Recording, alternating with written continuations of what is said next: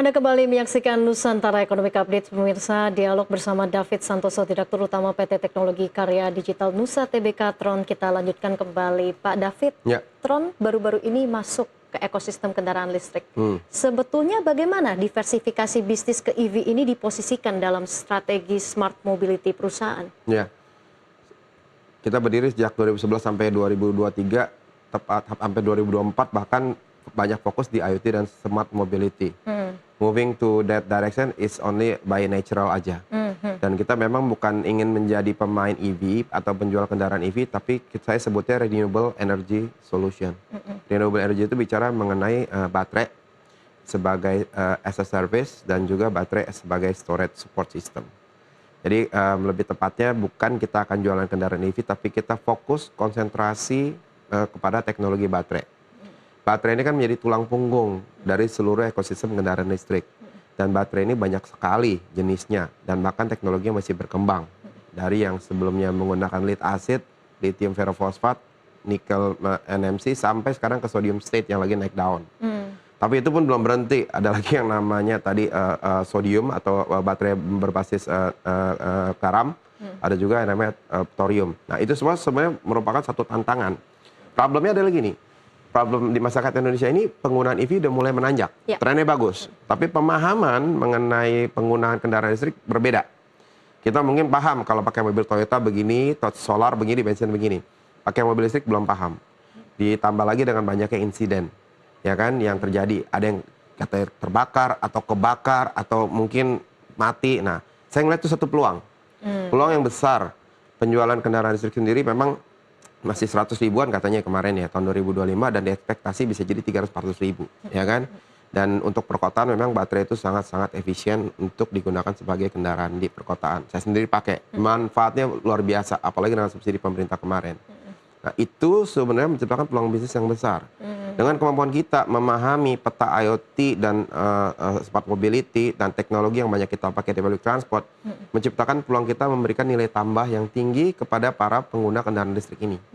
Mereka nggak mesti beli dari kita, tapi baterainya bisa dari kita. Oke, jadi lebih ke baterainya begitu baterainya, ya? Betul. Oke, Pak David. Tapi kalau kita lihat gambaran secara luas, khususnya dalam konteks smart city, bagaimana itu nantinya EV-nya, kemudian juga infrastrukturnya, ini bisa terintegrasi dalam sistem transportasi digital. Betul. Ini menarik sekali untuk diperhatikan. Betul. Problem dari pengguna kendaraan listrik saat ini cuma satu, charging. Infrastrukturnya tuh nggak ada. Dan kalau kita melihat ke negara-negara maju yang udah seperti Amerika maupun China, nggak akan pernah ada charging yang cukup untuk seluruh kendaraan logistik. Kalau kendaraan penumpang mungkin bisa, karena dibawa pulang ke rumah. Kalau kendaraan logistik yang sangat sensitif sama yang namanya downtime, ya kan, ngecas 1 jam 2 jam itu is a big problem. Saya pernah lihat satu liputan di sosial media, di mana seluruh pengguna mudik waktu itu pakai kendaraan listrik ngantri cas berjam-jam. Jadi bukan mudik, tapi intinya mereka masuk kepada antri charger berjam-jam. Nah kami dari TKDN membawakan satu solusi yang namanya swap battery untuk kendaraan logistik. Kami nggak seperti motor sebenarnya. Kalau motor ada yang nge-swap juga ya, yang di Indomaret segala macam itu kan. Nah kalau kita masuk ke kendaraan logistik, karena kendaraan logistik sensitif sama downtime. Saat ini kami telah mendatangkan 1-2 unit kendaraan swap baterai dan sedang bekerja sama dengan beberapa operator public transport, mendapat respon yang positif dari wali kota maupun beberapa pemimpin daerah, termasuk beberapa perusahaan logistik untuk mendorong solusi ini ke mereka. Jadi bisnis kami bukan menjual kendaraan, tapi memberikan swap battery station. Bahkan kami bekerja sama kalau di pemerintahan dengan beberapa BUMN, termasuk IBC, dan beberapa pemain baterai lainnya untuk menyediakan swap baterai ini kepada pengguna kendaraan logistik. Oke, untuk layanan transportasi publik yang kita tahu memang ini secara scale kan berarti juga butuhnya lebih besar begitu ya. Nah, bagaimana perusahaan ini memastikan untuk scalability-nya dan juga keandalan sistem IoT itu sendiri? Betul. Sistem IoT yang kita bawakan itu masuk terintegrasi dengan swap station. Kalau kita sebutnya stasiun pertukaran baterai. Kalau charging itu jatuhnya namanya SPKLU ya, stasiun pengisian kendaraan listrik umum. Kita izinnya jatuhnya ke SPBKLU. Itu akan kita bawakan nanti pada saat TRUPS LB di bulan Februari 2026 ini. Nah, stasiun pertukaran baterai ini akan kita siapkan di mana-mana. Dan stasiun mendirikan satu SPBKLU itu jauh lebih mudah dibanding nyetap charging. Oke, ini artinya Tron juga bekerja sama dengan pemerintah. Dengan PLN tentunya, Oke. dengan beberapa pihak lainnya. Nah, Betul. sejauh mana kemitraan ini berperan dalam mempercepat adopsi teknologi berbasis IoT untuk sektor transportasi dan juga infrastruktur? Betul. Swap station yang kita pasang itu setiap baterai yang terpasang di dalam sel itu punya IoT dan teknologi yang kita miliki untuk memonitor. Contoh untuk memonitor panas, memonitor charging and discharging.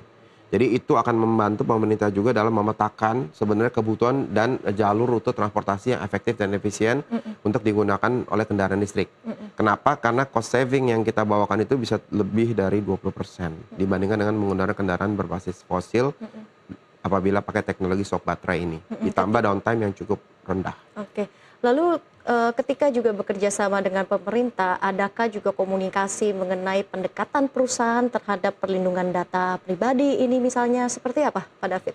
Ya, untuk perlindungan data pribadi mungkin konteksnya ke yang IoT yang pertama tadi. Iya. Nah, perlindungan data pribadi di Indonesia ini memang udah ada undang-undang perlindungan data pribadi, tetapi saya melihat masih belum mumpuni ya, ya kan? Artinya untuk bisa melihat satu undang-undang itu kan peraturan, ya kan? Auditnya itu masih jalan, ya kan? Kalau nggak diaudit, itu semua orang bisa bilang ya, I comply, ya kan? Tapi nggak ada datanya. Kenapa? Audit itu akan menimbulkan trust yang tinggi, ya kan? Jadi kalau nggak ada audit yang secara berkala kepada semua pihak yang mempunyai akses terhadap data pribadi, itu akan menjadi satu masalah di kemudian hari, ya kan? Selain perlindungan data pribadi, adakah mungkin kebijakan regulasi yang Anda pandang ini perlu disosialisasikan lagi mungkin antara pemerintah dan juga masyarakat terkait dengan adopsi digital IoT dan juga untuk smart mobility? Ya, ada pasti ya kan. Kalau kita lihat bahkan lebih ekstrim lagi kebocoran data yang di bank ya kan, yang terjadi belakangan ini yang melibatkan angka ratusan miliar mungkin. Saya rasa itu jadi satu alert bagi pemerintah untuk mereview secara berkala. Undang-undangnya saya rasa sudah cukup. Nah sekarang gakumnya aja, ya kan, yang perlu ditingkatkan dan perlu dibuat semacam satu standar yang memang bisa melindungi kepentingan data pribadi sambil melakukan edukasi. Edukasi ini penting ya, karena kebocoran data pribadi biasanya itu ditimbulkan oleh kita sendiri yang nggak disiplin. Nah itu hal-hal yang menurut saya perlu disosialisasikan lagi dan ditindak apabila ada pihak-pihak yang menyalahgunakan penggunaan data pribadi ini. Oke, mungkin kita akan kembali ke EV ya, Pak David. Kita tahu kan akhir-akhir ini untuk di tahun ini insentif untuk kendaraan EV kan di stop gitu ya. Adakah mungkin Anda menilai untuk beberapa tahun ke depan jika insentif ini memang tidak dilanjutkan lagi, adakah disrupsi untuk tren penggunaan kendaraan EV? Pasti, kalau disrupsi pasti ada, karena subsidi yang diberikan kemarin itu kan cukup baik ya. STNK-nya bahkan tinggal berapa ratus ribu dibanding beberapa juta gitu kan. Nah, tapi saya lihat mungkin pemerintah hanya menyetop subsidi kepada mereka yang tidak merealisasikan pabriknya di Indonesia atau tidak memenuhi komponen TKDN 40%. Yang bagi yang sudah melakukan pembangunan sesuai dengan janji yang diberikan, pemerintah terus kok memberikan insentif dan subsidi tadi. Jadi itu memang saya rasa kebijakan pemerintah sudah berada di jalur yang tepat untuk memilih mana yang sekedar tadi opportunis atau memang serius membangun industrinya di dalam negeri ini. Nah, kalau dari sisi pada saat nanti disamakan, ya kan, saya yakin, ya kan, secara operasional, walaupun capex atau modal awal untuk membeli kendaraan listrik itu tinggi, penggunaan sehari-harinya itu jauh lebih efisien, ya kan.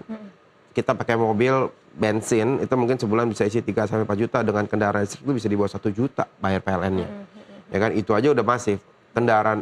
Kendalanya cuma satu, jarak tempuh atau kita bilang yang namanya range anxiety itu. Nah, kalau range anxiety ini bisa diatasi dengan penggunaan tadi SPBKLU atau swap baterai, saya rasa tinggal menunggu waktu bahwa adopsi kendaraan listrik baik di kendaraan penumpang maupun logistik di Indonesia bisa mencapai lebih dari 40%. Oke. Tron tadi disampaikan bahwa memang tengah fokus ke kota-kota besar. Untuk kedepannya adakah mungkin melihat membidik pasar-pasar di kota-kota lain ini misalnya dalam pengembangan IoT dan juga smart city? Ada, ya kan. Dalam waktu dekat sebenarnya kita udah ada di lebih dari 12 kota ya. Kita terlibat dengan begitu banyak program-program pemerintah untuk mensosialisasikan penggunaan kendaraan umum dibandingkan dengan kendaraan pribadi. Nah, kita aktifkan kota-kota yang sudah kita masuk itu ke arah yang lebih besar lagi, ya kan. Tapi memang tergantung dari anggaran dan keseriusan dari pemerintah itu sendiri, ya kan. Kalau mereka biasanya smart city pasti ya kan nyari kita, ya kan. Cuma begitu bicara anggaran biasa mentok. Nah, kayak gitu. Makanya saya mau sampaikan memang di dalam waktu dekat di kota, kalau nggak salah Medan dan Bandung itu ada bantuan dari Bank Dunia sebenarnya. Oke. Iya, itu dari bantuan Bank Dunia itu untuk membangun satu jalur BRT seperti Transjakarta di kota-kota tersebut. Oke, dari 12 kota untuk di tahun 2026 ini apakah akan naik level ke jumlah kota-kotanya yang akan digarap oleh Tron? Ya, dari kami melihatnya saat ini 12 kota tersebut sudah mencerminkan keadaan yang ada dan itu perlu ditingkatkan aja lebih jauh. Oke. Terakhir mungkin ini pertanyaan dari saya. Ke depan teknologi apa yang Pak David lihat ini bisa menjadi game changer nih dalam ekosistem IoT, EV, dan juga mungkin diversifikasi bisnis-bisnis lainnya dalam ekosistem smart city ini? Dalam ekosistem smart city ini ada dua. Satu yang pertama tentunya mengenai swap baterai yang tadi sudah saya sampaikan, itu akan menjadi game changer. Karena waktu yang dibutuhkan untuk mendapatkan tenaga 100% itu cuma 5 menit. Bahkan in some cases bisa less than 3 menit. Itu sangat-sangat efisien dibandingkan dengan menggunakan charging yang 1 jam. Yang kedua bicara mengenai tadi edge computing. Itu menarik. Karena kalau kita lihat perkembangan IoT sekarang, kalau dulu semua diproses di cloud, di server, sekarang banyak diproses di device, ya kan, seperti S26 yang baru, iPhone 17 yang baru, semua menggunakan device untuk memproses data. Jadi data itu nggak bocor kemana-mana. Konsekuensinya memang chip yang dibutuhkan itu pasti akan lebih besar. Jadi game changer lebih ke safety begitu ya? Betul. Pak David, terima kasih sekali lagi sudah berbagi kepada kami tentang pemanfaatan IoT dan juga Smart City di hari ini. Terima kasih sekali lagi Pak David Santoso selaku Direktur Utama PT Teknologi Karya Digital Nusa Tbk Tron sudah hadir di Nusantara Economic Updates pada siang ini. Sehat dan sukses selalu. Terima kasih, David. Selamat siang. Dan pemirsa, dialog tadi juga sekaligus menjadi penutup perjumpaan kita hari ini. Ekonomi bukan sekedar angka, tapi nafas kehidupan kita semua. Dari pasar tradisional hingga industri digital, dari rakyat kecil hingga kebijakan besar, semua saling terhubung. Saya Lenggrasia, pamit undur diri. Sampai jumpa.